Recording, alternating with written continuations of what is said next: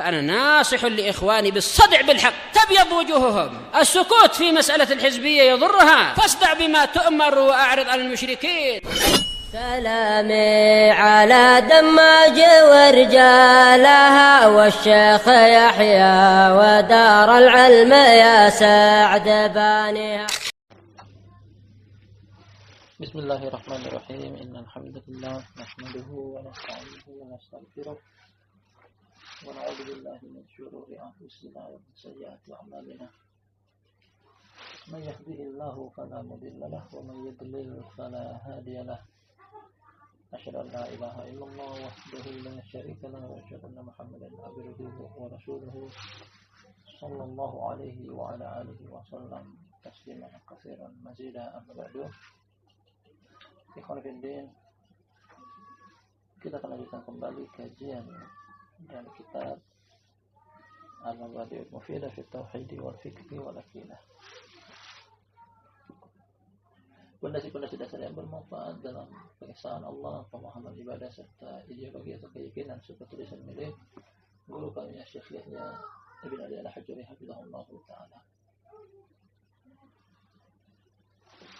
Alhamdulillah, pada pertemuan terakhir dari kajian Mabadi'ul Mufidah, satu materi besar yang agung pada salah satu dari rukun Islam, bahkan merupakan rukun Islam yang kedua setelah kalimat La ilaha illallah, yakni pembahasan sholat, dan ditutup dengan pembahasan tentang salam sebagai penutup dari sholat, kemudian disusul dengan apa yang diterangkan kepada kita zikir-zikir setelah salat.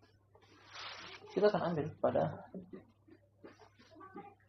sore hari yang berbarakah ini pelajaran lanjutan dari kitab Mabadi'ul Mufidah. Langsung kita baca kata Syekh Yahya Ibn Ali Al-Hajuri hafizahullah. As-salis was-samanun, poin yang ke-83. Poin yang ke-83. Kata beliau, min adhkarin naumi wal istiqad, di antara zikir tidur dan bangun. Di antara zikir-zikir yang dibaca ketika hendak tidur dan ketika bangun dari tidur.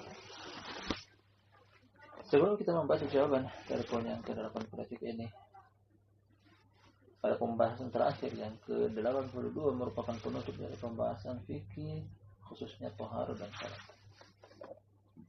Poin ke-83 yang akan kita kaji pada hari ini, kemudian beberapa poin terakhir, beberapa poin setelahnya, bahkan sampai yang terakhir, beliau akan terangkan kepada kita tentang sepenggal dari pembelajaran adab dan akhlak. Sepenggal dari pembelajaran adab dan akhlak.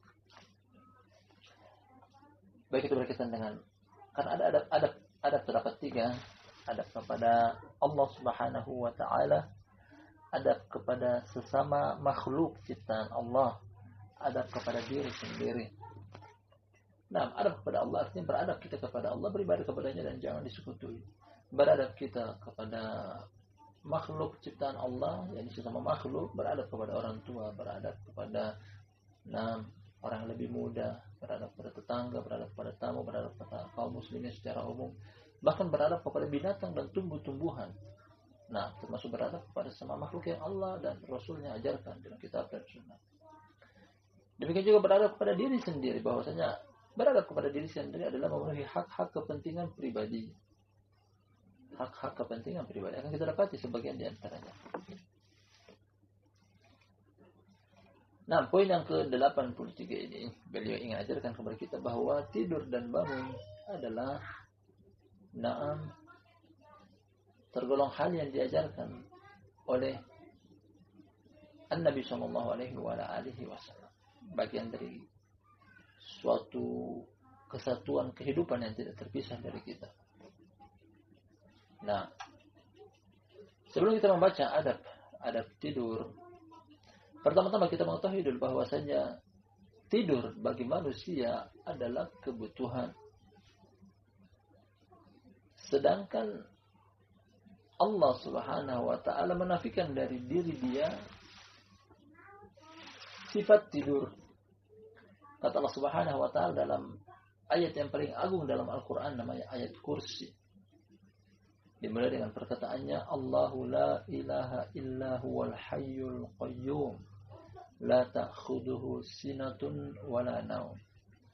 Kata Allah Subhanahu wa taala, Allahu la ilaha illa, dialah sesembahan yang tidak ada sembahan kecuali Dia. Al-hayyul qayyum, nah, tidak ada sembahan yang berhak disembah kecuali Dia. Al-hayy yang maha hidup, Al-qayyum yang maha tegak berdiri.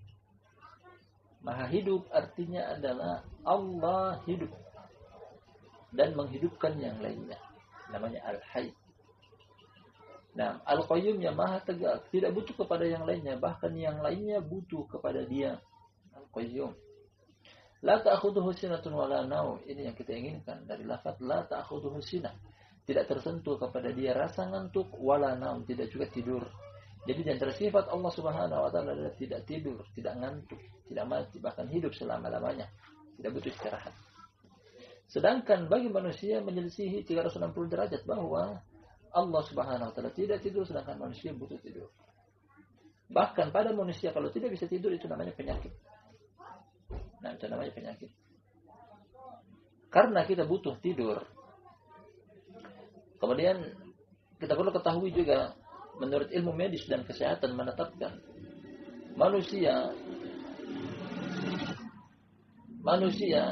secara normal dia butuh tidur dalam sehari sebanyak 7-8 jam.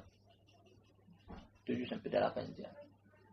Nanti kalau dia tidur di bawah 7 jam bisa mencelakai diri dia sendiri karena kurang dari kapasitas tidurnya. Kemudian apabila dia tidur juga lebih daripada 8 jam, 10 jam, 12 jam, terlalu kelewatan juga bisa menyebabkan penyakit. Nah, artinya tidur yang sehat adalah tidur antara 7-8 jam. Kalau kita kalkulasikan dalam sehari terdapat 24 jam, sebagian dari kita butuh tidur 7-8 jam, artinya dia butuh sepertiga dari waktu sehari dia untuk tidur. Sepertiga dari sehari butuh untuk tidur. Dan kita ketahui bersama akan datang penjelasan tentang adab-adab tidur, di antaranya adalah berdoa. Artinya kalau kita mengamalkan seluruh yang datang dari hadis Nabi SAW tentang adab-adab tidur, dari sunnah-sunnah sebelum tidur dan bangun dari tidur, berarti telah kita mengamalkan dari sepertiga umur kita, nah, amalan sunnah dan luar biasa. Jadi kita akan jabarkan tentang sunnah-sunnah tidur secara lengkap insyaallah. Paling pertama adalah di sini dia. Nanti kita baca dulu yang ini, kemudian kita akan simpulkan secara keseluruhan tentang adab-adab dari tidur. Min azkarin naum wal istighfar, di antara zikir-zikir sebelum tidur dan bangun dari tidur. Datang hadisnya. An Hudzaifah radhiyallahu anhu qala, dan Hudzaifah semoga Allah meridhoinya. Dari Hudzaifah ibn al-Yaman radhiyallahu anhu. Qala, kata dia, kana Rasulullah sallallahu alaihi wasallam idza arada ay yanama qala. Kata Hudzaifah semoga Allah meridainya bahwa Rasulullah sallallahu alaihi wasallam apabila beliau hendak tidur, beliau mengucapkan, jadi ada doa yang beliau ucapkan, zikir atau wirid yang beliau ucapkan sebelum beliau tidur. Apa doa tersebut? Bismika Allahumma amutu wa ahya. Dengan nama Engkau wahai Allah aku mati, dan dengan nama Engkau pula wahai Allah aku bangun, aku hidup. Nah, dengan nama Engkau wahai Allah aku mati, dan dengan nama Engkau pula aku hidup. Artinya ini menyerahkan urusan kita kepada Allah Subhanahu wa taala, baik itu ketika kita hendak tidur, yang mana tidur merupakan saudara dari kematian. Kemudian kita serahkan juga kepada Allah ketika kita dibangkitkan lagi oleh Allah setelah kematian. Nah, kita hidup kembali, bangun kembali dari tidur sejenak. Ini namanya berlepas diri, berserah diri kepada Allah Subhanahu wa taala dalam dua keadaan ini. Nah, ini di antara zikir. Masih ada zikir-zikir yang lainnya kita akan sebutkan nanti di akhir sebagai pelengkap. Berikutnya kata Nabi sallallahu alaihi wasallam, wa idza, atau kata Hudzaifah, wa idza stayqadha min manamihi, dan apabila beliau bangun dari tidur beliau, qala, kata beliau, alhamdulillahilladzi ahyana ba'dama amatana wa ilaihin nusyur. Segala puji hanya milik Allah yang menghidupkan kami setelah mematikan kami, dan kepada Dialah tempat kembali. kerjalah tempat kembali. Nah, dalam hadis Hudzaifah ini menerangkan kepada kita tentang dua doa sekaligus. Doa sebelum tidur dan doa bangun dari tidur. Doa sebelum tidur, doa hendak tidur yang dibaca ketika ingin tidur adalah Bismika Allahumma amutu wa ahya. Doa bangun dari tidur adalah Alhamdulillahilladzi ahyana ba'dama amatana wa ilaihin nusyur. Nah, artinya Nabi SAW ajarkan kepada kita tentang pentingnya berzikir. Bahkan, kita punya aktivitas seharian dalam 24 jam. Dan beliau menganjurkan kepada kita untuk menutup akhir hari kita dengan berdoa serta memulai kembali aktivitas di esok harinya juga dengan doa. Dimulai dengan doa, ditutup dengan doa. Dimulai dengan berzikir mengingat Allah, ditutup juga dengan berzikir mengingat Allah. Pentingnya kita kembali kepada Allah Subhanahu wa taala. Akan datang juga nanti doa-doa yang lainnya berkaitan dengan doa-doa keseharian beliau. Makanya Nabi SAW mengajarkan kepada kita untuk jangan lupa berdoa. Keluar rumah ada doanya, masuk rumah ada doanya, masuk kamar mandi ada doanya. Nah, masuk ke dalam masjid ada doanya, keluar ke masjid ada, keluar dari masjid ada doanya. Demikian juga tidur dan bangun dari tidur juga ada doanya. Bahkan aktivitas Nabi SAW dari bangun tidur sampai tidur lagi seluruhnya adalah zikir kepada Allah dan berdoa kepada Allah. Ini salah satu dari adab atau etika tidur, dan kita akan terangkan tentang adab-adab dan etika-etika tidur yang lainnya secara terperinci, secara berurutan. Yang kita petik dari hadis-hadis Nabi Shallallahu Alaihi Wasallam. Paling pertama adalah, yang telah kita sebutkan di sini. Nah, yang paling pertama secara berurutan adalah bersegera tidur di awal malam. Bersegera tidur di awal malam. Dan ini hukumnya sunnah. Artinya apa? Jangan bergadang. Karena bergadang, terkhususnya pada sesuatu yang tidak ada manfaatnya, hanya membuat doror. Bagi diri pribadi dia dan bagi ibadah dia. Bagi diri pribadi bergadang, kemudian tiba waktunya untuk tidur, kemudian dia bergadang menahan ngantuk, menyebabkan penyakit. Demikian juga ketika dia bergadang, kemudian tidur di waktu larut malam akan membuat dia terlambat ibadah, seperti bangun subuh terlambat, akhirnya terlewatkan bagi dia salat subuh atau salat jamaah di masjid. Jadi antara etika tidur adalah bersegera untuk tidur di awal malam. Datang hadisnya dari sahabat Abu Barzah Al-Aslami radhiyallahu anhu, riwayat Imam Muslim. Kata dia, kana Nabi sallallahu alaihi wa alihi wasallam yakrahul nauma qablaha wal hadits ba'daha. Kata Abu Barzah Al-Aslami radhiyallahu anhu, riwayat Imam Muslim, adalah Nabi sallallahu alaihi wa alihi wasallam beliau membenci untuk tidur sebelumnya dan membenci untuk berbincang-bincang setelahnya. Hadis ini dia menerangkan tentang keadaan Nabi sallallahu alaihi wasallam sebelum dan setelah salat Isya. Di awal hadis dia bilang, kata Nabi SAW, kata dia, adalah Nabi SAW membenci untuk tidur sebelum sholat Isya. Jadi tidur di waktu sebelum sholat Isya adalah tidur yang terlarang, hukumnya makruh. Karena bisa terlewatkan. Kalau dia tidur, tidak ada yang membangunkan dia, akan terlewatkan dari dia sholat Isya. Kemungkinan dia akan bangun nanti di waktu subuh, akhirnya terlewatkan sholat Isya hanya karena alasan tidur. Terlalaikan ibadah. Wal hadits ba'daha. Demikian juga Nabi SAW membenci untuk berbincang-bincang setelah sholat Isya. Apalagi pada perkara yang tidak penting. Kecuali seseorang memperbincangkan antara urusan dia dengan keluarga dia, atau musyawarah dengan saudara-saudara dia dan ikhwan dia berkaitan dengan ilmu pengetahuan agama. Hal tersebut dikecualikan. Namun pada perkara yang tidak penting, jangan berbincang-bincang. Makna dari jangan berbincang-bincang, kalau gitu tidak ada amalan lain yang dianjurkan kecuali untuk tidur. Jadi tidur di awal malam dianjurkan berdasarkan hadis yang barusan kita sebutkan ini. Hadis Abu Barzah Al-Aslami radhiyallahu anhu, riwayat Imam Muslim. Adab yang berikutnya adalah adab yang kedua kali ini berkaitan dengan etika dan adab sebelum tidur. Adab dan etika sebelum tidur diantaranya adalah bertoharoh atau berwudu sebelum tidur. Bertoharoh yang maksud di sini adalah wudu, sebagaimana wudu untuk sholat. wudu yang sempurna. Nah, datang hadis dari Al-Bara' bin Azib radhiyallahu anhu, kata Rasulullah sallallahu alaihi wasallam kepada Al-Bara', perawi hadis ini sendiri. Kata Nabi sallallahu alaihi wasallam, "Idza ataita madja'aka lis-shalah, idza ataita madja'aka fatawadda wudu'aka lis-shalah." Apabila engkau mau mendatangi tempat tidur engkau, yakni dengan maksud untuk tidur, maka berwudu'lah sebagaimana wudu engkau ketika sholat. Dianjurkan dari Nabi SAW untuk berwudu sebelum sholat. Nah, berwudu sebelum tidur sebagaimana wudu untuk sholat. Dan ini syar'i, masyru' disyariatkan. Kira-kira apa alasannya, apa hikmahnya? Nah, yang selama ini kita tahu bahwasanya wudu hanya diperuntukkan untuk amalan-amalan ibadah seperti sholat, memegang Al-Quran, membaca Al-Quran, berzikir, kemudian tawaf di Masjidillahil Haram. Nah, kali ini kita dapati juga berwudu sebelum tidur dan hukumnya masyru', syariat disyariatkan. Apa alasannya? Disebutkan oleh Imam Ibnu Qayyim rahmatullahi alaih bahwa wudu sebelum sholat, tadi telah kita katakan di depan bahwa tidur adalah saudaranya kematian.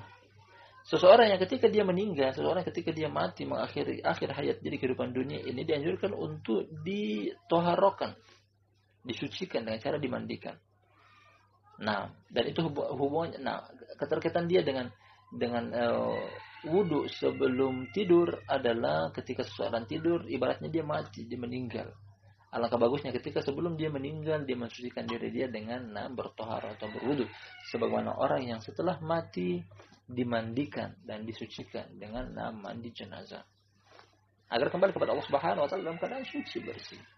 Nah, seandainya dia mati di malam dia tersebut, dia mati dalam keadaan tohar. Namun seandainya tidak, dia pun akan bangun dalam keadaan segar, sehat walafiat. Ini adab yang berikutnya. Kemudian adab selanjutnya lagi, etika dan adab ketika hendak tidur adalah setelah berwudu, membersihkan tempat tidur. Membersihkan tempat tidur. Datang dari hadis Nabi sallallahu alaihi wasallam bahwasanya beliau anjurkan ketika hendak tidur, salah seorang di antara kalian membalik sarungnya, kemudian dikebas tempat tidurnya, kemudian barulah dia tidur.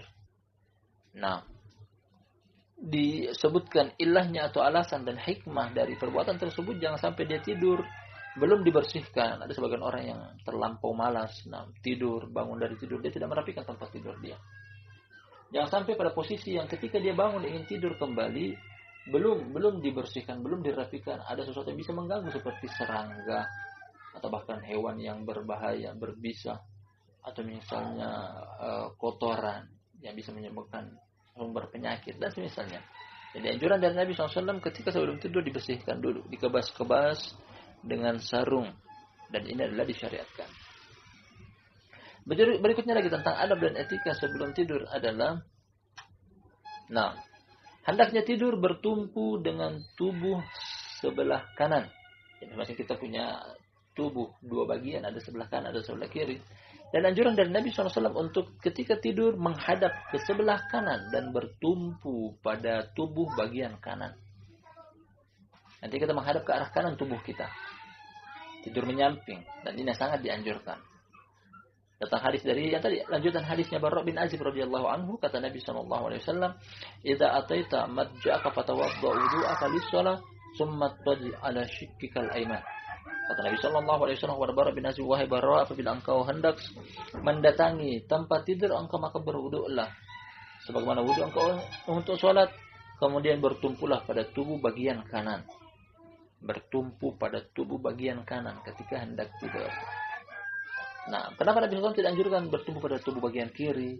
Kenapa beliau tidak menganjurkan untuk terlentang atau tengkurap atau tiarap? Beliau malah memilih untuk tidur sebelah kanan, dan beliau menganjurkan sahabat beliau juga untuk tidur sebelah kanan.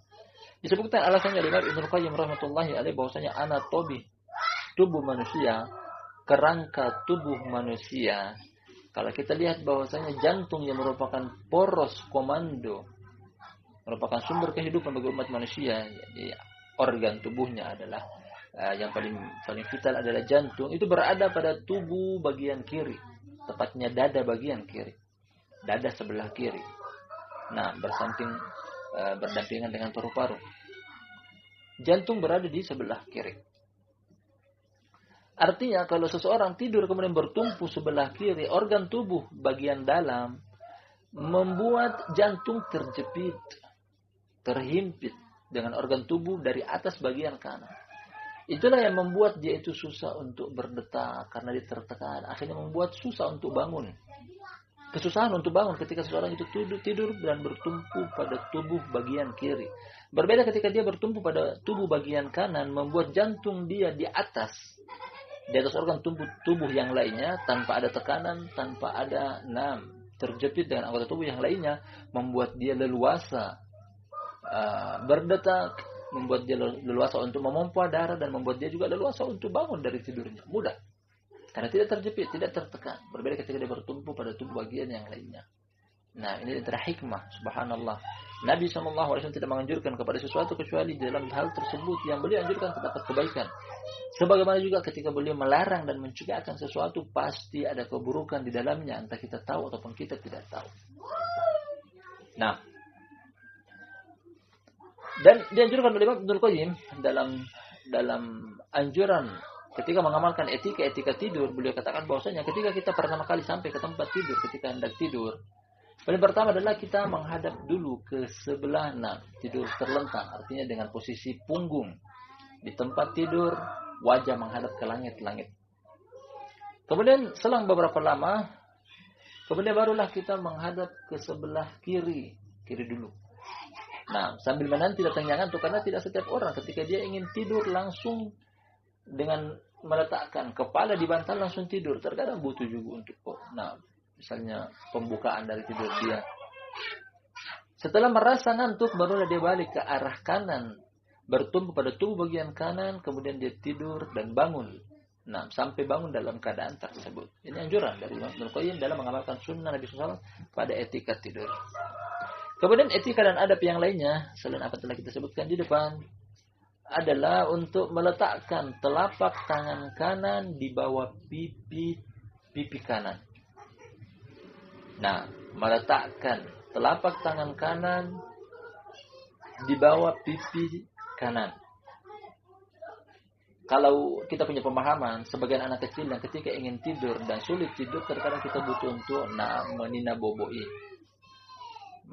menggiring nyenyaknya tidur dia dengan lantai itu ditepuk-tepuk, diusap-usap, dielus-elus sampai dia tidur nyenyak.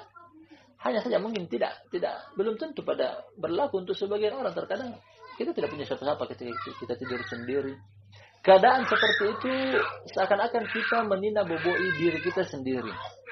Keadaan yang sangat aman dan nyaman, tenteram.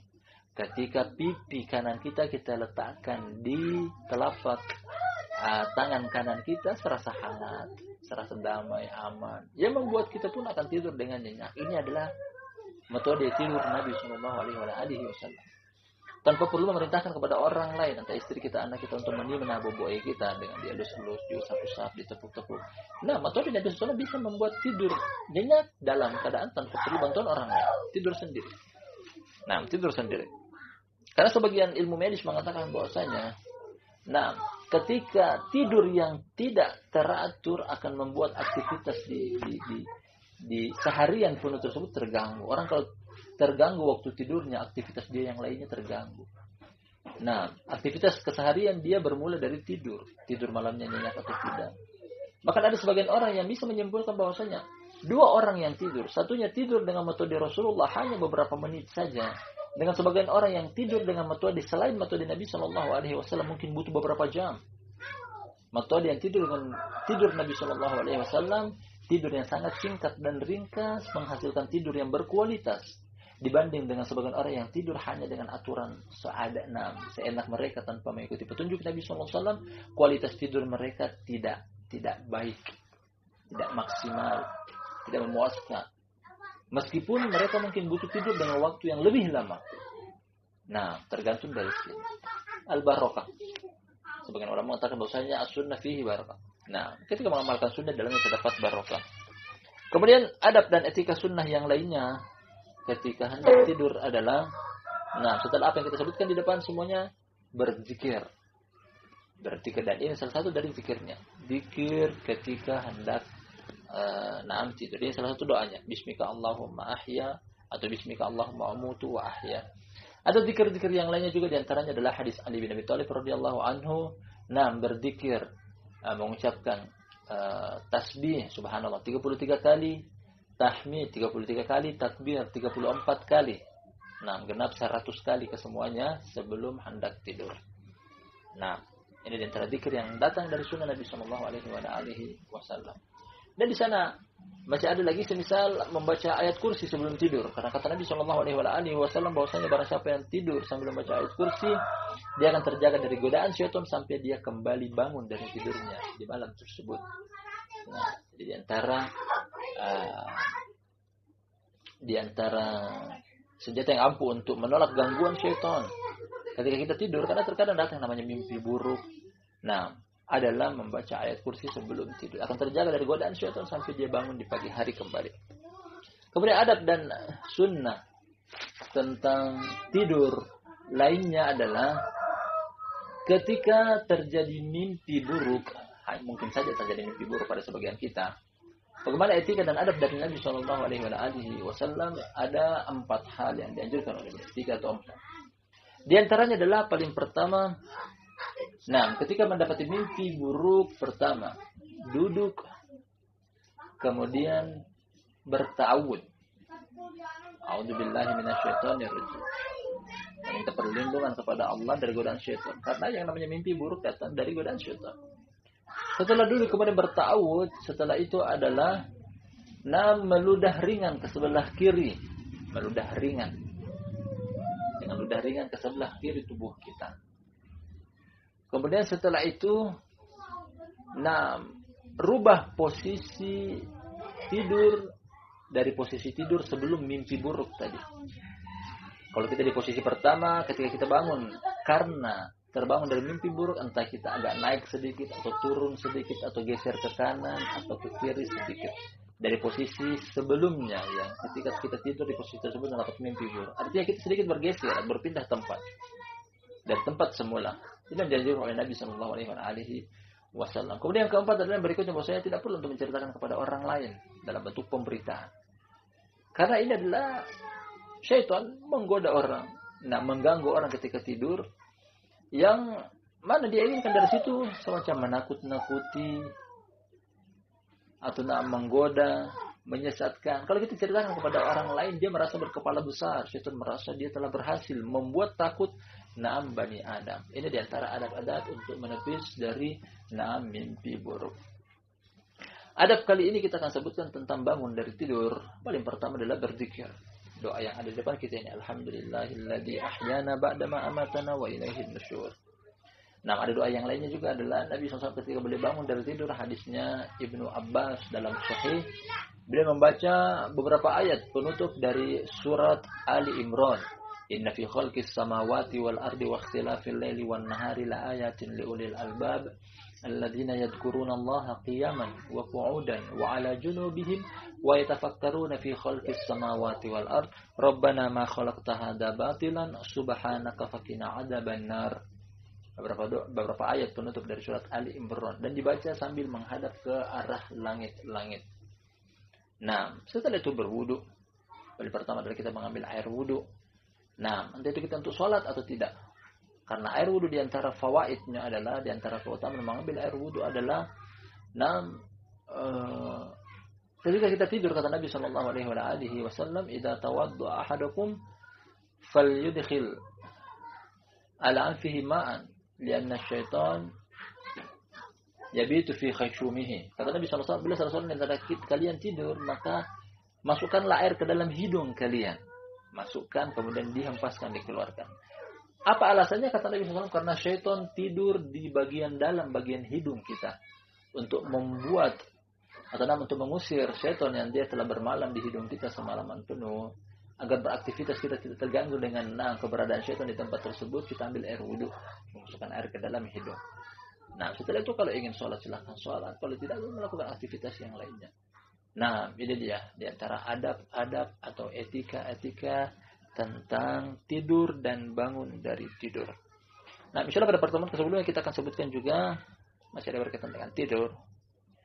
Kita akan sebutkan pada pertemuan lanjutan nantinya bahwa ada di sana 6 adab-adab yang lainnya, termasuk adalah larangan-larangan yang dilakukan di dalam tidur serta waktu-waktu baik itu yang disunnahkan, yang dianjurkan serta yang dimakruhkan atau yang terlarang untuk tidur padanya. Insyaallah kita akan kaji pada lain kesempatan. Nah, barakallahu fikum jami'an. Terima kasih banyak atas istimahnya mendengar ta'lim ini. Mudah-mudahan bermanfaat. Lebih dan kurangnya mohon dimaafkan. Kita akhiri subhanakallahumma wa bihamdik asyhadu an la ilaha illa anta astaghfiruka wa atubu ilaik.